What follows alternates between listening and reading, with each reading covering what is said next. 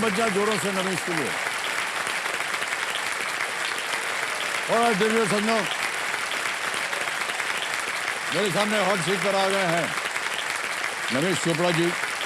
ये 8th standard में पढ़ रहे हैं, 8वीं कक्षा में पढ़ रहे हैं और ये हैदराबाद तेलंगाना से। Yes sir. नमिश, बहुत बहुत स्वागत आपका। Thank you sir. नमिश ठीक बोल रहा हूँ ना? Yes Namish, sir. Yes sir. इसका मायने क्या होता है? बहुत ही अच्छा नाम है ये। Yes sir. सो ये नाम मुझे जब पढ़ा था तो काफ़ी यूनिक था, और मैं जब भी अभी जाता हूँ मैं किसी भी नमिश मैंने कभी सुना नहीं है, और ये काफ़ी यूनिक नाम है। तो नमिश का अर्थ होता है भगवान विष्णु। ओह, यस सर। विष्णु भगवान प्रणाम करते हैं आपको और हमारे ऊपर आपकी दया कृपा बनी रहे, बस सर, यही आपसे ऐसा कुछ प्रार्थना नहीं। है। अच्छा, किसने सोचा आपका ये नाम? सर मेरे मम्मी पापा और दादा दादी ने ये नाम आए हुए हैं यहाँ पर ना? यस सर, मेरे पापा आए मेरे कंपेनियन ओहो, के तौर सर पे। प्रणाम करता हूँ आपको। आपका शुभ नाम? रोहित चोपड़ा। रोहित जी हैं। Oh okay. मेरा इतना अच्छा नाम है, इतनी अच्छी मीनिंग है, बट घर पे मुझे तब भी मेरे मम्मी या पापा मुझे टिड्डा बुलाते हैं जिसका कोई मतलब नहीं है। तो काफी मेरे को लगता है कि एक एंड से तो बहुत अच्छा नाम है, बहुत अच्छी चीज है, दूसरी तरफ से एक टिड्डा मेरे को बुलाते हैं तो ये मेरे को थोड़ा वियर्ड लगता है। मैं आपको बताऊं एक चीज, ये टिड्डा नाम आपके जानबूझ के रखा गया है, क्योंकि एक चीज इतनी खूबसूरत है उसको नजर न लगे, एक छोटा सा टिड्डा नाम रखिए। ओके, और समय आ गया है भाई साहब कि आपका जो रिपोर्ट कार्ड है वो छाप दिया जाए। Can we see the report card please? ये आ गया है नमिश चोपड़ा, टिड्डू, ambition, I want to be a successful businessman.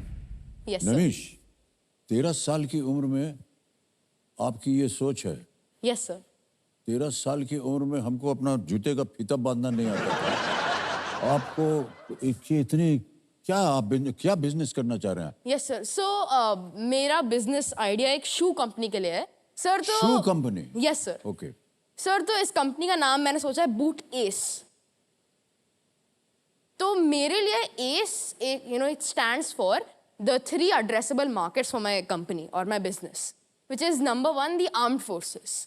काफ़ी आर्म्ड फोर्सेस या हमारे जवानों को ये प्रॉब्लम होती है कि उनके पैर में, उनके घुटने में, उनके पीठ में काफ़ी दर्द हो जाता है, क्योंकि उन्हें एक बहुत भारी जूतों को कैरी करना पड़ता है, और क्योंकि उनसे वो वॉक कर रहे हैं और कहीं बहुत सारी जगह जा रहे हैं, तो इससे उनको काफ़ी प्रॉब्लम्स आ सकती हैं।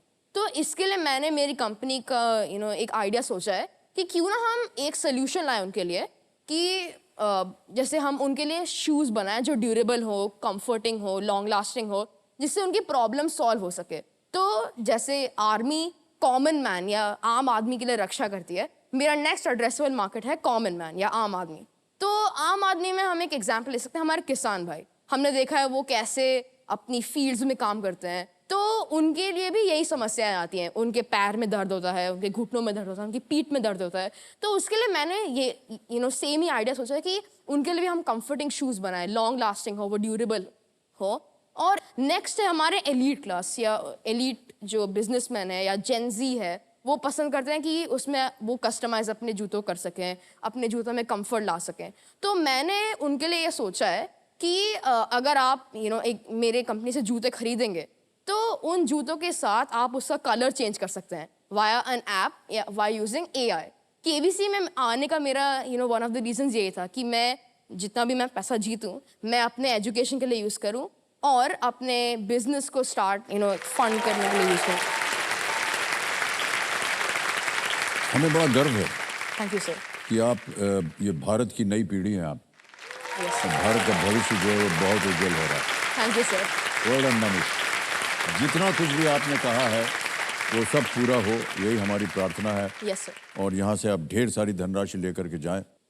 मान्यवर नमिश जी, चेतावनी, अगला प्रश्न होगा 10वां, 3,20,000 का। रेडी? Yes sir. इस एक मौके पर चांस मत लीजिएगा। Yes sir. ये मौका जो है दोबारा नहीं मिलेगा आपको, यस सर। क्योंकि यहाँ गलती हो गई तो आप नीचे आ जाएंगे 10,000 पे।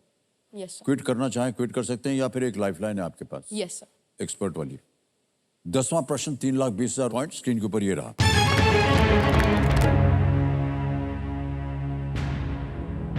इनमें से क्या घाना देश का पुराना नाम और ऑस्ट्रेलिया में राष्ट्रमंडल खेलों का आयोजन करने वाले एक शहर का भी नाम है? ओके? Yes.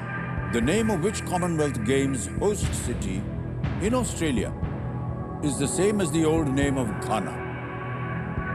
Options: A,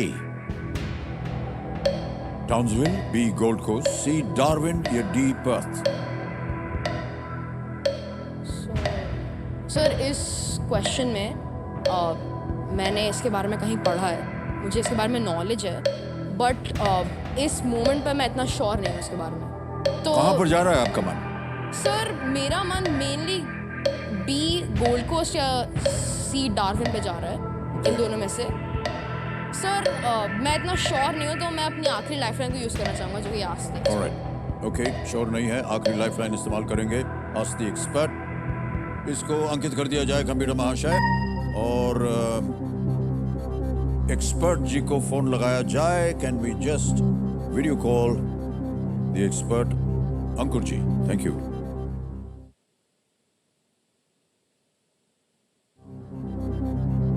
अंकुर जी प्रणाम, एक बार फिर आपसे हम बात करने आ गए हैं।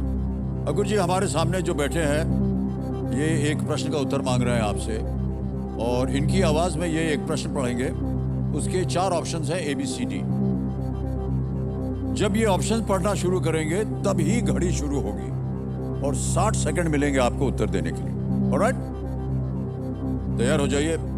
नमिश, आप तैयार हैं? Yes sir. आपका समय शुरू होता है अब। Hello, sir. The name of which Commonwealth Games host city in Australia is the same as the old name of Ghana? I repeat, the name of which Commonwealth Games host city in Australia is the same as the old name of Ghana? The options are A, Townsville, B, Gold Coast, C, Darwin, or D, Perth.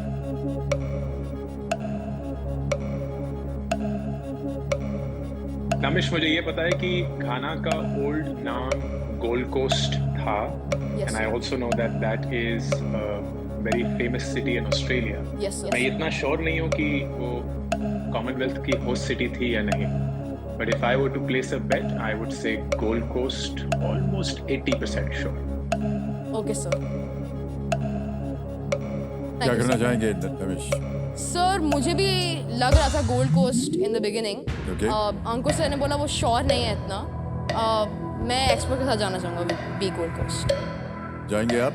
Yes sir. बोलिए क्या करें? Sir lock, please lock B Gold Coast. उनकी बात को मानते हुए B Gold coast कल लगा जाए। जीत गए आप, बिल्कुल right answer. Thank you. Thank you sir, thanks a lot. I am so happy for you. Thank you sir. Gold Coast ने 2018 में यस सर। कॉमनवेल्थ गेम्स का आयोजन किया था। घाना को गोल्ड कोस्ट कहा जाता था क्योंकि वहां उपलब्ध गोल्ड जो था वो बहुत उसका व्यापार होता था। Yes sir.